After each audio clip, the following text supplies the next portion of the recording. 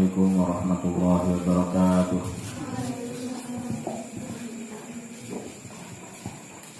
Bismillahirrahmanirrahim. Ila hadratin Nabi Mustafa Sayyidina wa Nabiyina wa Maulana Muhammadin Rasulillah sallallahu alaihi wasallam wa ala alihi wa ashabihi wa ali baitihi sumayna haqqul jami'i tabi'in wa tabi'in wa li jami'i syuhada wa salihin wa li jami'il awliya wal ulama min masyarakat al-abidin wal muridin bariha wa ila haqqil jami'il musannifin wal anfin alladhina ta'ammalu bi wa ila jami'il ustadin wa syekhina wa mu'allimina wa li jami'i abaina wa ummahatina wa ila jami'i man wajabat haqqan alaina wa ila jami'i man intasaba ilaina. Al-Fatihah. A'udzu billahi minasyaitonir rajim. Bismillahirrahmanirrahim.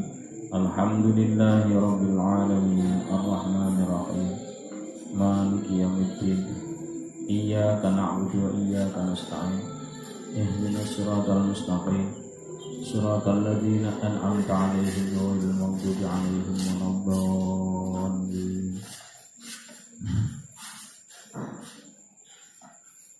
Bismillahirrahmanirrahim. An Abi Sa'idin Al-Khudri radhiyallahu anhu qala kunna nahzuru qiyama Rasulillah sallallahu alaihi wasallam fi dhuhri wal asri fahazarna qiyamahu fi rak'ataini al-ulayaini min ad-dhuhri qadra alif lam mim tanzilu al-ayah as-sajdah nerusake sira ing surat as-sajdah wa fil ukhrayaini lan ing dalem ya wa fil ukhrayaini lan ing dalem akhir loro ya qadran nisfi min dalika wa fil ulayaini min asri ala qadril ukhrayaini min ad-dhuhri wal ukhrayaini an nisfi min dalika rawahu Muslim. An Abi Sa'id saking sahabat Abu Sa'id. An Abi Sa'idin saking sahabat Abu Sa'id Al-Khudri kang bangsa Khudri radhiya muga ngridani Allahu subhanahu anhu saking sahabat Abu Sa'id qala hale ngendika sapa sahabat Abu Sa'id kunna ana sapa kita kami itu nahzuru iku ngira-ngira mengira-ngira nahzuru iku ngira-ngira sapa kita qiyama Rasulillahi ing ngadhepe Rasulillah memperkirakan berdirinya Nabi sallallahu alaihi wasallam fidhuri ing dalam salat zuhur di salat zuhur wal asri dan salat asar. Jadi Nabi ketika berdiri salat zuhur, salat asar diperkirakan itu berapa? Fahazarna mongko ngira-ngira sapa kita, maka kita mengira-ngira qiyamahu ing ngadhepe Kanjeng Nabi. Qiyamahu ing ngadhepe Kanjeng Nabi firraq ataini ing dalem rakaat loro al-ulayaini kang awal karone minal dhuhri saking salat zuhur qadra alif lam mim ya kelawan kira-kira surat as-sajdah. Panjang tuh. Jadi panjangnya surat as-sajdah itulah panjangnya atau lamanya Nabi berdiri sholat zuhur dan sholat asar. Wa fil ukhrayaini lan ing dalem akhir lorone. Jadi rakaat ketiga keempat ya dari sholat zuhur itu qadron niswi kelawan kadar separuh. Qadron niswi kelawan kadar separuh min dalika saking mengkono surat sajdah ya min dalika saking mengkono as-sajdah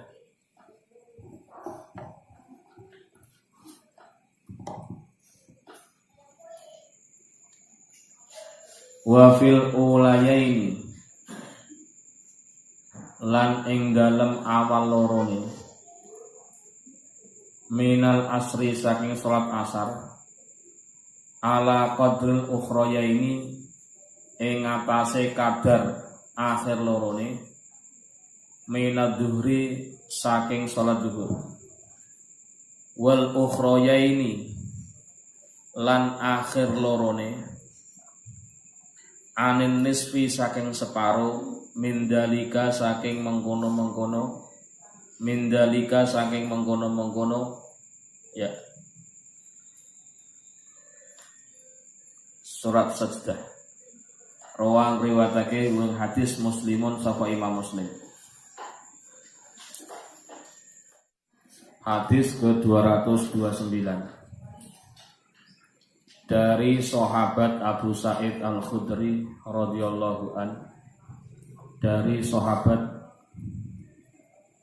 Abu Sa'id Al-Khudri radhiyallahu an, beliau berkata, kami para sahabat, kami dari para sahabat ya.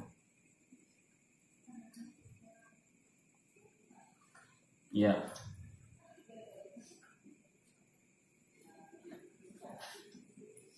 Telah mengukur kadar kira-kira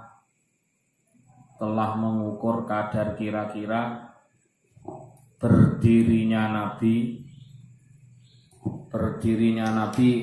ketika sholat zuhur dan asar. Titik.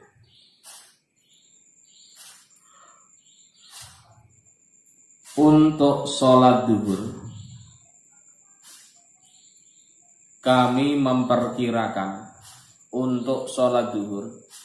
kami memperkirakan lama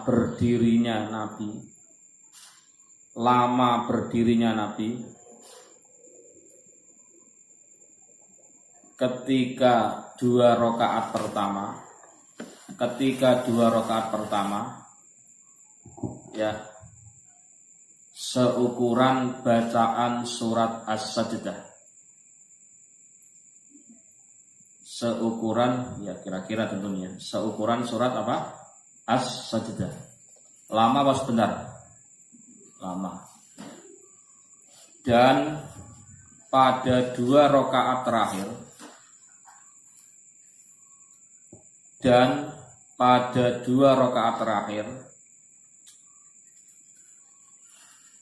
dari sholat zuhur itu kami memperkirakan lama berdirinya Nabi adalah setengah dari bacaan surat As-Sajdah. Setengah dari bacaan surat As-Sajdah.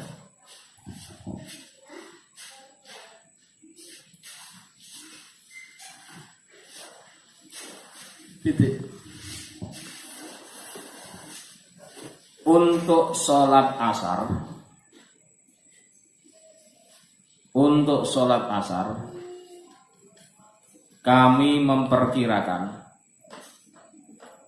Untuk sholat asar kami memperkirakan lama berdirinya Nabi adalah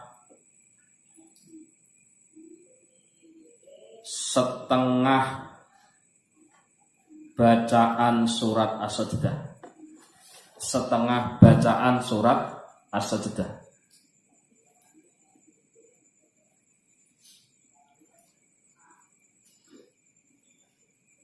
Tadi gimana Kak Rokib? Ulangi yang sholat asar. Untuk sholat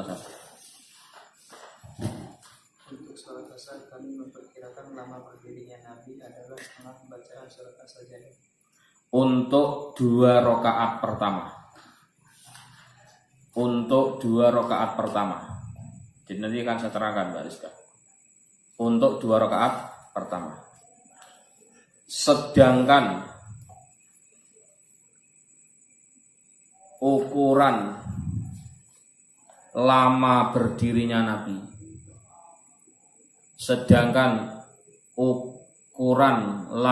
berdirinya Nabi ketika sholat asar Rakaat ketiga dan empat, rakaat ketiga dan keempat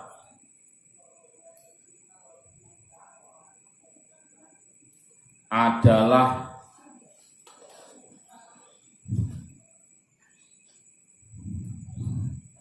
setengahnya dari lamanya berdiri rokaat kedua dan rokaat pertama dan kedua, dari rokaat pertama dan kedua, dalam kurung 1/4 surat sajdah.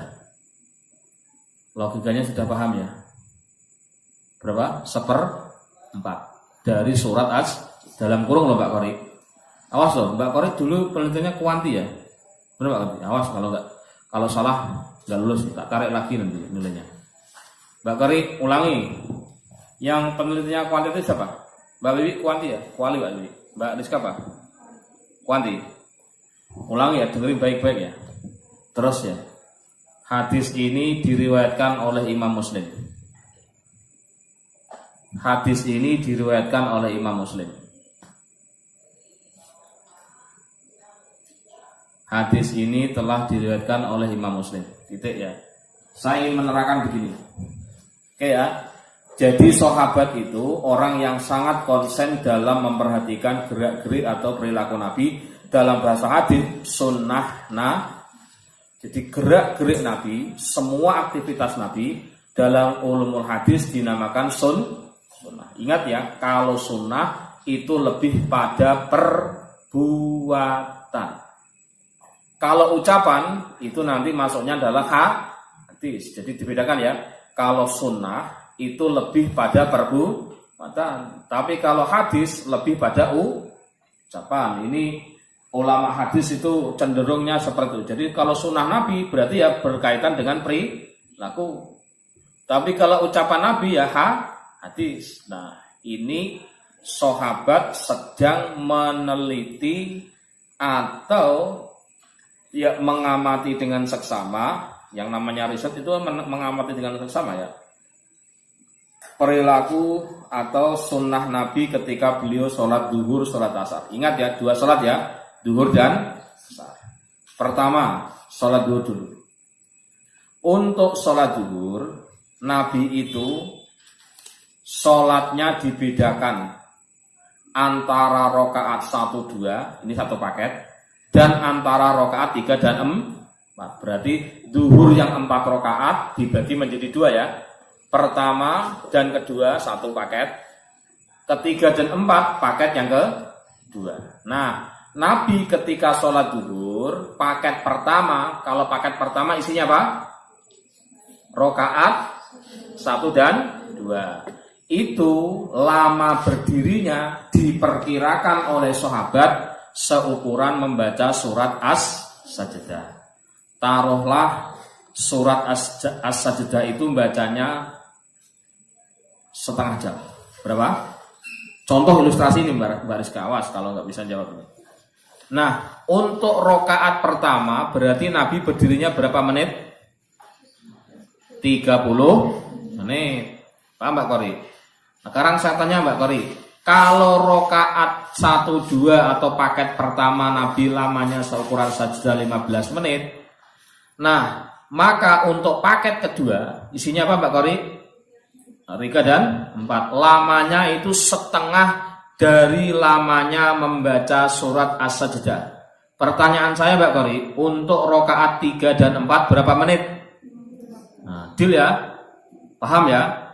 Urut-urutannya loh ya. Nah, ini untuk paket sholat apa? Duhur. Sekarang sholat asar. Sholat asar juga sama. Kita bagi 2 paket lagi, Mbak Fitri. Paket A dan paket B. Paket A sama seperti duhur. Untuk paket A sholat asar itu rokaat pertama dan kedua. Paket B rokaat 3 dan 4. Nah, sholat asar ini lebih cepat daripada sholat duhur. Sehingga apa Mbak Fitri? rokaat pertama kedua asar, atau kalau kita singkat paket apa Mbak Fitri? Paket A. Lamanya adalah separuh dari surat As-Sajdah. Pertanyaan saya sesuai ilustrasi saya tadi, berapa menitkah kalau kita menggunakan ilustrasi tadi surat As-Sajdah yang kita kemukakan di depan? Berapa menit Mbak Fitri? 15 menit. Nah, sekarang paket B Mbak Rizka, paket B sholat asar isinya apa Mbak Rizka? Rakaat 3 dan 4. Mbak Farah, isinya itu separuh dari lamanya berdiri rakaat 1, 2 atau separuh dari paket pertama. Pertanyaan saya Mbak Rizka, berapa menitkah Nabi kira-kira loh ya ini, kalau seandainya ilustrasi sajdah tadi seperti demikian, maka untuk sholat asar rakaat 3 dan 4 Nabi berdiri berapa menit? Berapa?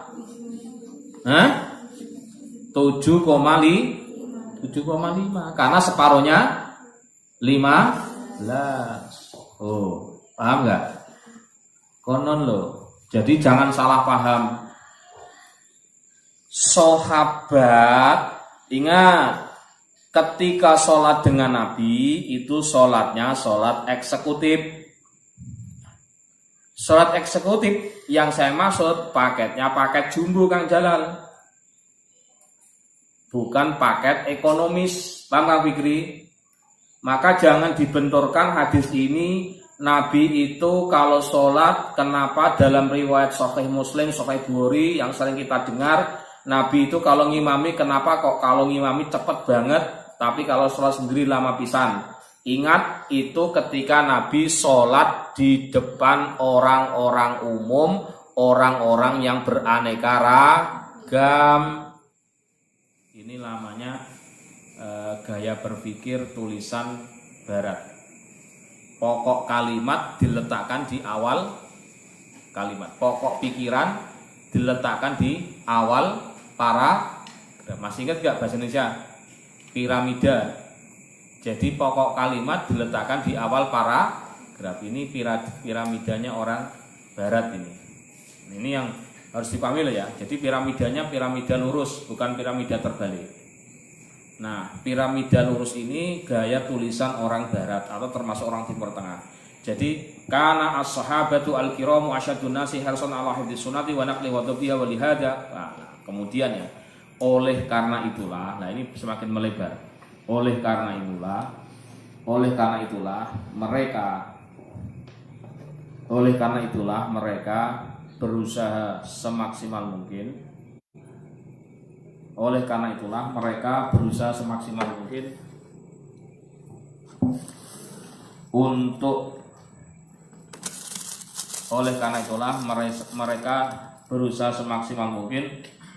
untuk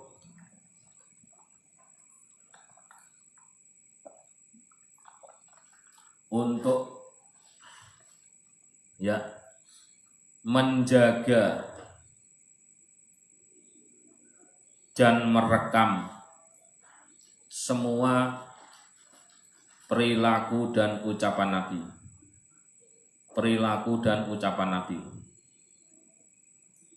Pada saat itu ada sekitar 30 sahabat. Fahaulai salasuna sahabiyan. Pada saat itu terdapat sekitar 30 sahabat. Di antaranya adalah sahabat Abu Sa'id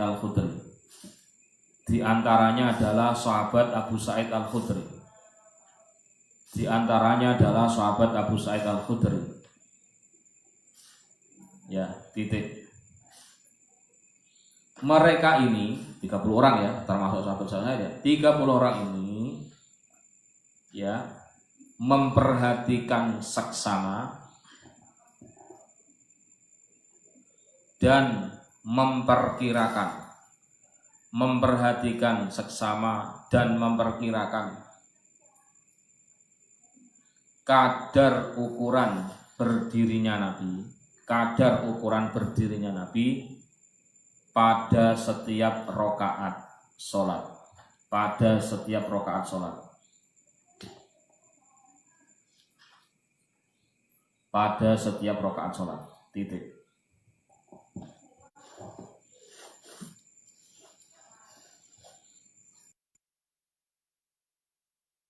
Saat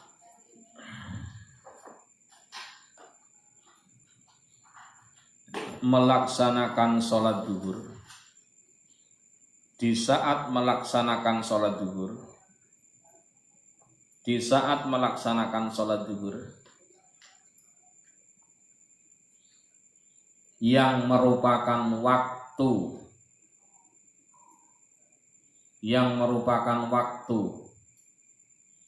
kelalaian umat manusia, yang merupakan waktu kelalaian umat manusia sebab tidur,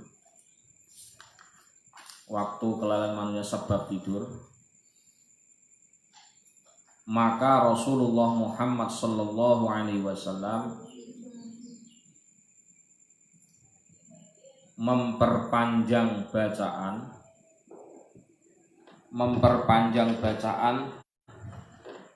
yang lebih panjang, memperpanjang bacaan yang lebih panjang daripada sholat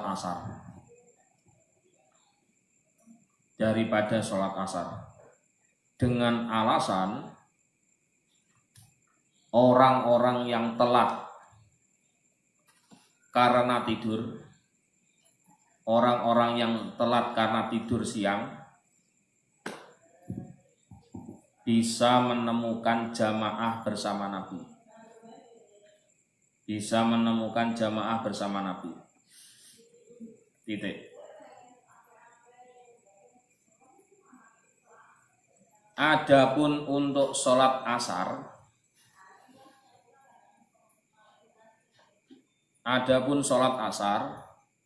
Nabi mengerjakan sholatnya lebih cepat. Nabi mengerjakan sholatnya lebih cepat daripada sholat duhur. Nabi mengerjakannya lebih cepat daripada sholat duhur. Alasannya adalah, ini loh bijaksananya Nabi di sini. Alasannya adalah waktu asar itu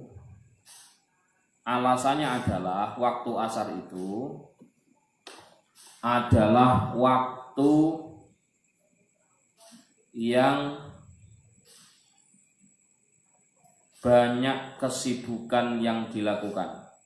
Banyak kesibukan yang dilakukan oleh para sahabat.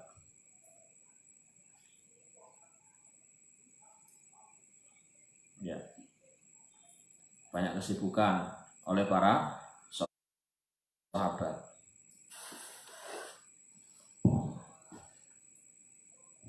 Titik.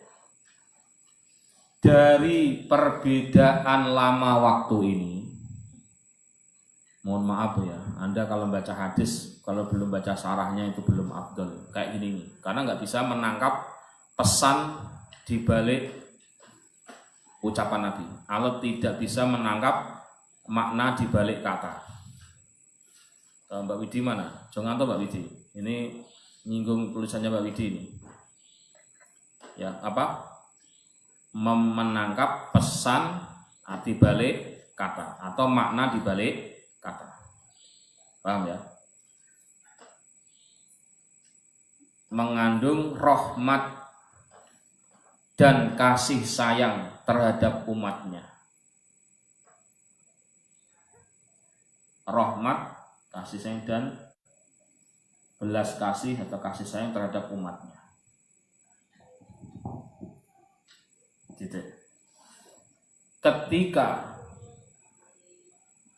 Ketika orang yang sholat memiliki semangat yang lebih,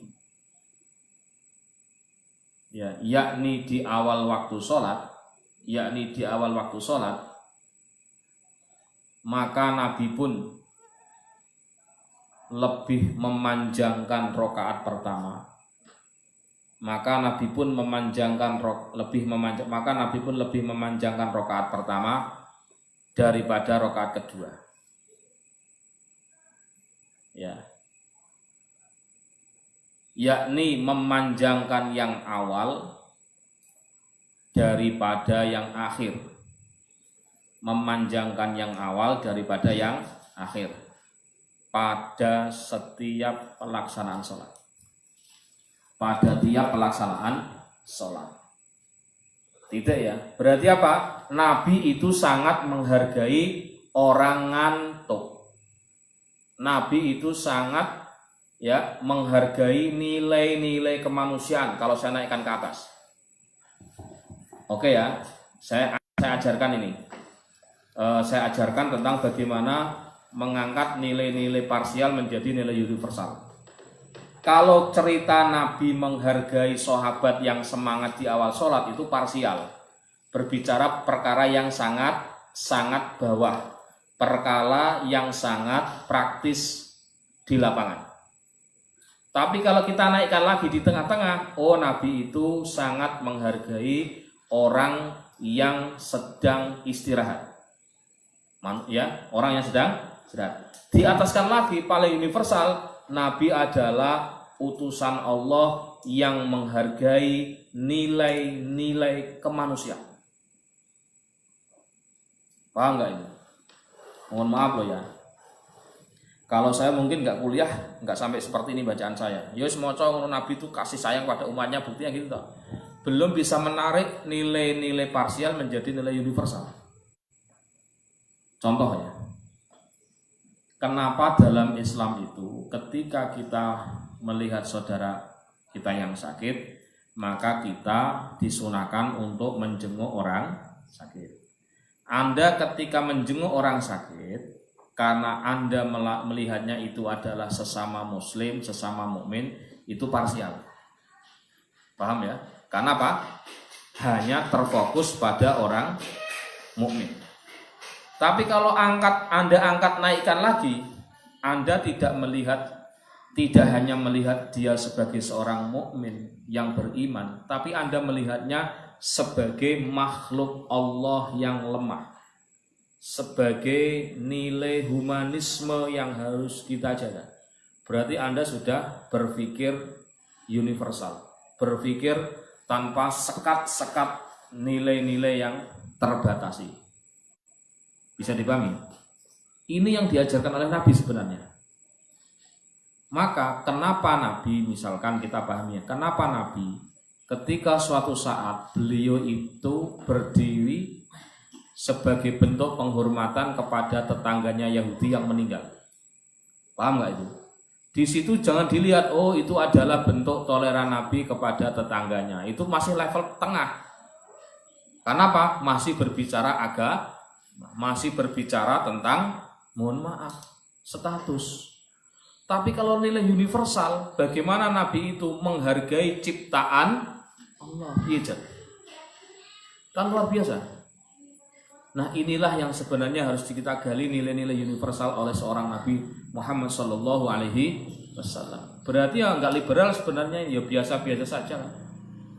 Kita tidak melihat manusianya, kita tidak melihat agamanya, tapi kita melihat sebagai ciptaan Allah. Anda tahu? Mohon maaf loh ya, saya kasih tahu nih, Mbak Aton. Anda pernah dengar dulu waktu ngaji Ramadan 3 tahun atau 2 tahun yang lalu, kalau ada anak, maaf nih, muslim, orang tuanya kafir. Pernah dengar ya? Apa yang terjadi? Tetap taat apa nggak boleh taat sama orang tua? Tetap taat. Walaupun na'udzubillah min dzalik orang tuanya kafir. Kenapa? Yang dilihat bukan status agamanya, yang dilihat bukan status orang yang melahirkannya, tapi yang dilihat adalah nilai kemanusiaan yang sangat universal, yaitu menghargai adanya unsur-unsur kemanusiaan yang kita berada di bawah mereka dalam hidup ini. Keren kan berarti? Nah, ini sayang ajaran yang seperti ini tidak ditangkap oleh teman-teman kita sebelah. Titik-titik, dikit-dikit musyrik, dikit-dikit kafir, dikit-dikit bid'ah, dikit-dikit salah. Piye to? Maka marahnya Nabi harus ditempatkan secara proporsional ketika memarahi Abdurrahman bin Mas'ud ketika sholat ngimami jamaah terlalu lama. Iya, karena dianggapnya tidak bijak. Karena apa? Makmumnya macam-macam kok sholatnya lama pisan. Ya sing gledeng ya akeh. Kon lho, tapi kalau makmumnya eksekutif, makmumnya sahabat kabeh lama ya malah seneng. Maka ketika Yai Najib misalkan ngimami sholat tarawih ya bulan Ramadan itu, wah beliau ya pol-polan. Bayangin coba, jam 9 sampai setengah 3. Kuat ora kira-kira cah kene? Memble to, glendeng to, kapok to. Contoh, apa Yai Najib tidak memperhatikan nilai-nilai sosial? Ya sangat memperhatikan. Karena apa? Makmumnya adalah orang yang sangat senang dengan Al-Quran. Kalau cepat malah tidak manusiawi. Termasuk manusiawi itu adalah memanusiakan manusia sesuai dengan konteksnya, kebutuhannya. Kalau kebutuhannya santri tahfidz maca Quran cepat apa butuh lama? Yang lama, karena deres sih. Jadi inilah nilai-nilai moderasi dalam Islam, bahwa ketika kita melihat segala sesuatu, pandanglah dengan cara seksama, ojo kaku. Konon lho, ngregani wong tua.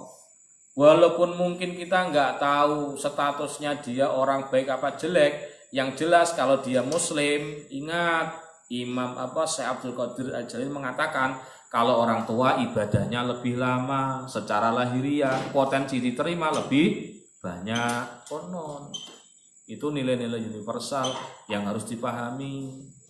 Ojo titik-titik tua ora jelas. Contoh loh ya. Contoh ini. Ada orang tua rajin ke musola. Anda jangan mengatakan ini nggak salah, ini nggak benar juga. Oh, ada orang tua rajin di musola, bagus ya, tambah tua iling mati. Benar nggak itu? Benar. Tapi boleh juga begini. Oh, tambah tua kok tambah rajin. Oh, dulu maknomnya maksiat. Paham maksud saya? Ya proporsional wae, ndelok biasa wae, nggak usah terus berlebih-lebihan. Artinya apa? Kita hargai sebagai nilai manusia. Jadi semangatnya dia dihargai sebagai usaha untuk memperbaiki diri, berusaha untuk meningkatkan kualitas. Meskipun tua rajin maknanya 1 atau 2? 2 ya. Ndek nome badek tua-tuane to. Kira-kira kalau nome badek tuane tobat luwih rajin apa standar dengan orang yang nome bagus tuane bagus? Luwe. Allah karo jadi nggak usah heran. Subhanallah, orang itu hebat ya. Tua-tuanya rajin ke musola, rarti. Mbak Kori itu tiap hari nangis sih. Ada. Gimana, Mbak Laras? Pak, orang itu nangis itu bisa jadi karena apa? Berharap rahmatnya Allah, bisa jadi meratapi dosa-dosa yang masa lalu. Ojo GR biasa wae. Kono lho. Jadi nek ndelok wong nangis piye? Ya jana itu wong nangis itu berarti apa? Maaf, apa? Understatement-nya bagaimana? Oh, kakean dosa mulane tekan Ka'bah nangis. Ya, saya tahu nilai seperti Pak Agus. Coba tuh. Iku lho wong sing koyo begajulan. Engko nek tak jane Ka'bah mesti nangisnya pol-polan. Tapi nek wong santri atau kiai ulama nek Indonesia biasa nangis sholat, nek Ka'bah nangisnya biasa-biasa wae. Anda tahu ibu-ibu, maaf nih, itu kan nek nangis ketika ada bencana kan, tapi nek ana perkara sing menyenangkan, guyune ya laka-laka, wah ngono kuwi. Nek wong lanang kan damai-damai saja, nek karo sakit ya meneng wae, bahagia ya meneng wae kono. Paham ya? Jadi artinya Anda harus mampu melihat secara melihat secara objektif ini dalam filsafat ilmu namanya teori objektifikasi. Yang melontarkan ide ini adalah Profesor Dr. Kunto Wijoyo. Wes nek siji urung kelas lah sebenarnya. Mohon maaf loh ya, apalagi SMA, SMP, Rizky wes urung tekan ini. Bacaannya durung ngerti. Filsafat sejarah kan urung tekan tuh. Ada enggak filsafat sejarah Rizky? Karena tuh adanya SKI ya, sejarah kebudayaan Islam tuh. Punten. Jadi artinya Anda harus sudah arahnya ke situ. Membaca teks harus mampu menangkap makna di balik kata. Ternyata Nabi kenapa sholat duhurnya lebih lama? Karena Nabi ternyata menghargai orang yang ngantuk, biar nanti kalau sholat tidak telat. Maka agar tidak telat Nabi membaca bacaan yang panjang. Kalau bacanya cepat ketinggalan nggak? Tinggalan. Punten ya. Kadang kita sholat subuh, nek waktu mepet dia baca alam nasroh kalau alam taro alfil atau. Tapi kalau waktunya lama, wis komat Kang Rokib, bos apa, Kang Fikri, nggak tahu ya Kang yang di belakang itu nggak jelas itu. Yang belakang nggak saya sebut pokoknya. Adanya kapan, komatnya kapan, gitu. Betul loh, saya nggak nyebut orang loh. Saya katakan begini, kalau sholat subuh, ketika waktunya lama, bacanya sing suwi, sabihis ngono kuwi. Maknanya apa? Nunggu sing ngantuk. Intang inting. Paham enggak? Saya masih ingat betul bapak saya itu. Santri nek kon ibadah kok lambat, tapi ngerti cewek ayu kok cepet, subhanallah. Cewek ayu. Gelis mbok gelas berarti ya. Pokoknya. Paham enggak? Jelalatan semangat ngono kuwi, ngono kuwi. Intang inting. Nah, ada. Masih ingat dulu apa kayak itu. Ada. Kenapa kuda itu matanya kok ditutup? Kuda jantan ya, karena dia kalau lihat kuda betina, maka majikannya akan dikorbankan. Subhanallah. Kuda betina lari ke sawah, maka delmanya akan ditabrakkan ke sungai demi mengejar kuda betina. Maka alasannya kenapa kuda kok ditutupi matanya, karena dia biar tidak jalalatan. Tahu jalalatan? Jalalatan itu maksudnya. Dieling-eling ngono kuwi. Ada. Nek ngaji iso ora guyon ya. Quran medeni wong. Nah iki kan keterangan biasa ngono wae to. Paham enggak? Berarti nek cah lanang nek ngaji ngantukan, nek reti cewek kok jelalatan berarti koyok semono kuwi. Bisa dipahami ya. Sing cawe itu padha ae, ketoke ora ning asline padha. Nek cowok ganteng koyok Lem Kinju, siapa itu? Bintang Korea White Coffee siapa coba? Jong Kuin apa? Kim Jong Un, itu kerajaan Korea Utara ini. Apa Lem Banpit? Paham kamu men? No lo, wetoke ngaji khusuk. Apa nek arti YouTube ngono wae khusuk ngono kuwi maneh. Terus saiki kan senengane artis Korea, ya enggak? Putih yora, mancung yora.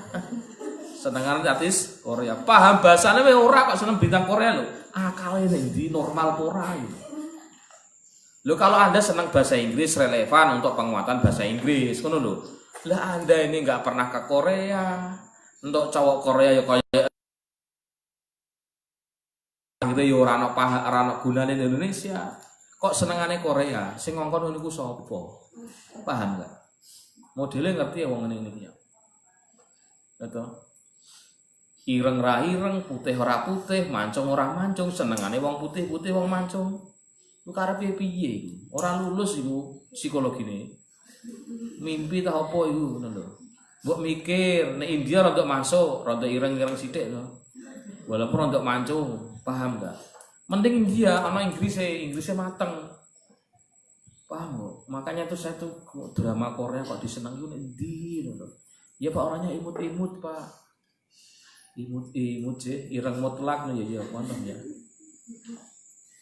Yang saya amati hasil survei, tontonan bocah-bocah nom-nom saiki itu senengane drama Korea.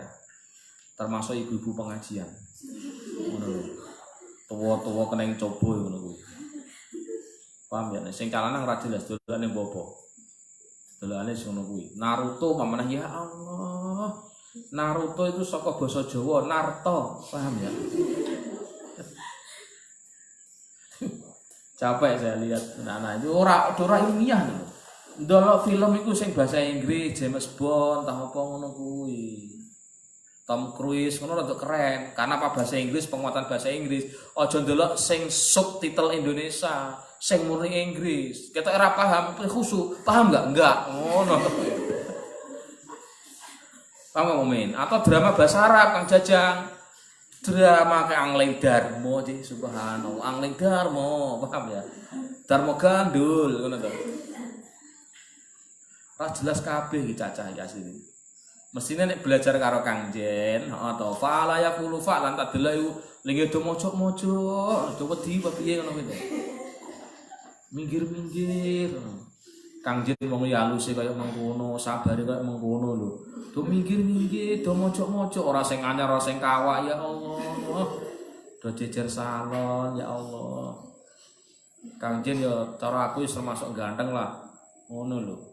Wong ya halus ya sabar, ora pernah marah-marah lho. Iya.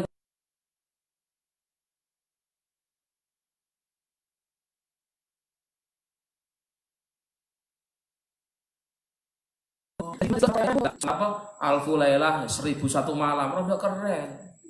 Dramane cerpene cerpen bahasa Arab. Kono kuwi lho. Jadi ketika Anda marah, ngono lho. Idza kana al mahabbah. Nah, bawane omah malah amin amin. Padahal itu dongeng Alfu Lailah Laila Majnun. Ngono to. Oh, pokok tenan aja niki. Paham ya? Nah, itu ndablek badek cara kene ya. Cara jane pokok. Paham ya? Pokok itu disingkat PKK, pokok. Ndablek DLB, dablek. Paham ya? Oh no, ini kritik saya untuk teman-teman. Wong sinau bahasa Arab kok ndelok Korea. Mestinya ndelok sinau bahasa Arab, ndelok apalah drama Arab. Oh no lho. Paham Pak Ton? Ora kamar kiri, ora kamar kono kabeh waduh ayah. Paham Pak Rocky? Pak Rocky sing kok India santai wae, paham Pak Rocky? Kono lho. Jadi ya tolonglah, nek film India itu terlalu hiperbola, berlebih-lebihan. Saya nggak suka. Pengaruhnya secara psikologi nggak bagus untuk percintaan. Ya. Gunung didaki, lautan seberangi, api diloncati, nggak masuk akal belas. Oh saja dulu film-film ngono itu nggak masuk akal bikin apa kawin lari nggak begitu itu. Jangan ditiru itu. Paham kamu main? Delok ya sinetron sing biasa-biasa wae. Ngono lho. Paham ya artis laga ya ngono kuwi. Sing heroik ngono. Ya bukan berarti saya ngajak Anda delok film-film anu ya ora. Indonesia ya siapa ngono lah. Apa jenenge?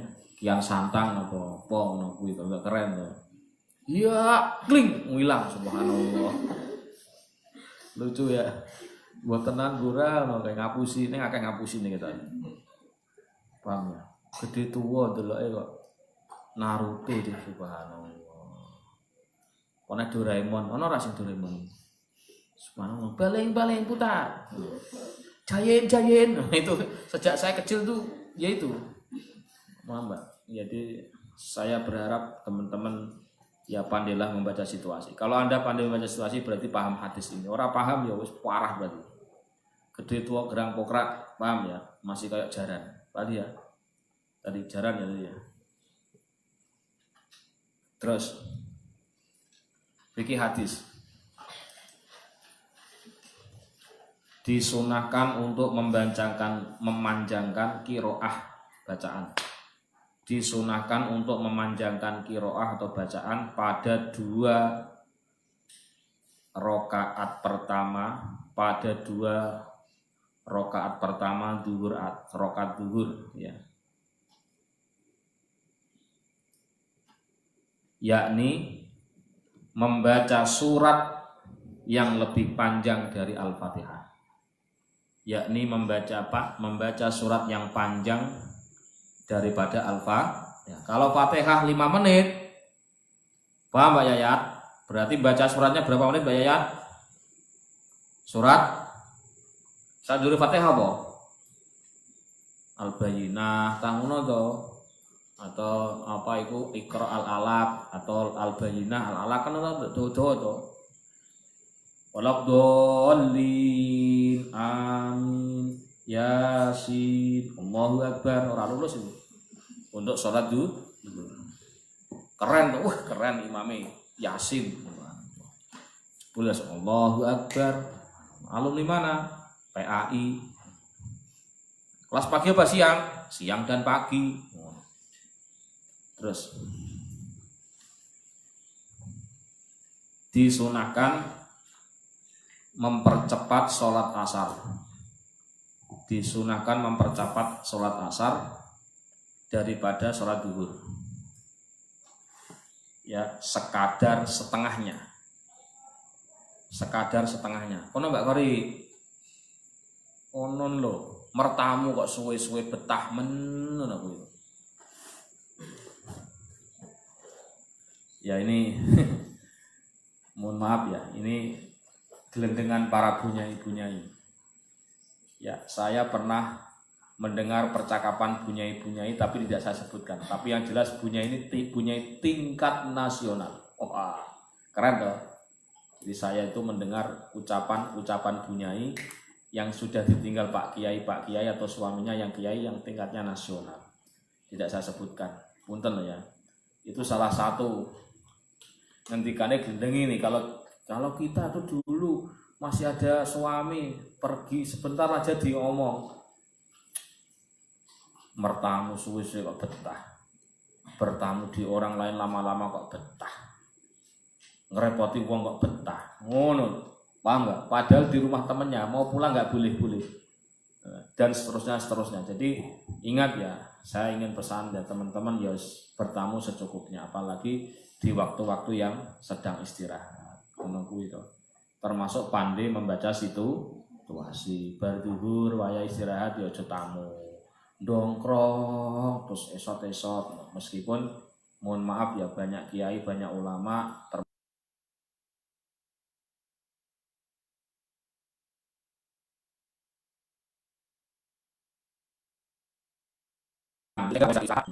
bapak kalau tamu bah masuk tang yo terus delok wudu sik. Nah ibu jam piro? Jam kali atur sik. Ngono ibu biasa. Ya saya kira semuanya benar ya, karena konteks nek konteks bapak saya ya wis tamu-tamu aduh-aduh ngemenke datang ya harus dihargai. Pilih mana Mbak? Saya tanya sekarang, Mbak Widi seandainya jadi bunyai misalkan bunyai komunikasi maksudnya, bunyai perbankan kan ya, paham ya? Bunyai Pak Yai gimana? Lihat jam piro? Enak wah. Nek sehat bu urusi, nek lara sing ngurusi aku. Iku bahasa Jawa. Mbak Widi ora paham toh? Nah, bahasa Indonesia nih Pak. Bu mau ketemu Pak Kiai. Jamnya 1:30 siang. Kira-kira Bunyai Widyaningsih, Bunyai Pak Kiai ada enggak? Oh iya mas, maaf jam 1:30 Pak Kiai lagi istirahat. Kira-kira memang istirahat atau mau istirahat? Kira-kira Mbak Widi tamunya dipersilahkan nunggu atau langsung dibangunkan sama Pak Kiai, Pak suaminya Bu Widi, bos siapa sih? Pak Wodo, bos apa? Paham ya? Dibangunkan apa tamunya? Sek tunggu sek, biar istirahat. Tanya Pak Widi. Waduh bener lagi. Bingung toh? Ya bingung Pak, kita belum punya suami Pak. Tapi mulai sekarang punya pilihan. Loh. Bingung toh? Soalnya esos, sosis toh, sarjana sosial Islam. Ya Mbak Wiwi. Bapak Yai sudah tidur apa belum? Jam 1:30. Padahal itu baru datang. Kira-kira ada tamu seperti itu disuruh nunggu atau Pak Kiainya suruh dibangunkan suaminya? Mbak Wiwi. Waduh bener ya? Gak tahu. Dibangunkan? Keren. Cepat mati so. Darah tinggi ini naik terus sih. Loh. Nek menurut saya nek wong lanang kudune gampangan. Nek wong wedok itu rondok ketat. Carane ngono. Tak warai. Wong wedok pantese rondok pelit. Wong lanang pantese rondok brah-brah ngono kuwi. Apa pikir? Duit nyoh, ngono kuwi nyoh. Wong wedok cip ngono kuwi. Paham? Ojo brah-brah kabeh jebol ATM-e, paham? Sing pelit sapa? Ora sing pelit. Sing rada nguret sapa? Wong wedok. Ngono nek wong lanang ora pantes. Wong lanang kok pelit kan jalan. Dongane cepet mati mesti. Paham ya? Paham ya? Jadi ngono kok konsepnya rumah tangga. Hei, sapa iku Mbak Widi, Mbak Wiwi, terus Mbak Kori. Pona sing sarjana kok telu to? Bener. Mbak Farah huruf sarjana kan? Huruf. Walaupun gede, cuman belum. Maksudnya secara fisik gede. Mbak Atun, ngono lho, bunyanya Atun. Subhanallah. Hajah Atun, warung makan Hajah Atun yo pantes. Bunyai Atun juga pantes, Bunda Atun yo pantes, paham ya? Ma Atun yo pantes. Ya ben ora pusing ya ngajar. Paham ya? Ingat lah ya. Jadi nek wong wedok pantese rada cerewet, rada galak, rada medhit, ora medhit sih. Ya rada selektif lah bahasa saya. Nek wong lanang aja ngono, Kang Jalal. Wong lanang yo pantese ya rada goblok-goblok sithik lah. Maksudnya goblok maksudnya seorang ngertinan. Lanang ngene wis dibarno meneng wae. Paham ya? Meskipun resikonya begini, saya tuh dulu pernah punya kakak ipar itu dinasih dokter almarhum ini ilmunya ini itu sering ngempet tuh nahan diri Mbak Kori karena sering suaminya iseng akhirnya ngalah wah mati duluan malah ya artinya ono lho Mbak Desi hati-hati Mbak Desi gua langsung ngomong tumatangi duit. Paham ya? Mau larang jangan. Padahal di sini ada. Ini habis. Sini ada tapi jangan dikeluarkan. Kelihatan suami itu baikan Pak. Yang tanah sidik-sidik kan itu lama.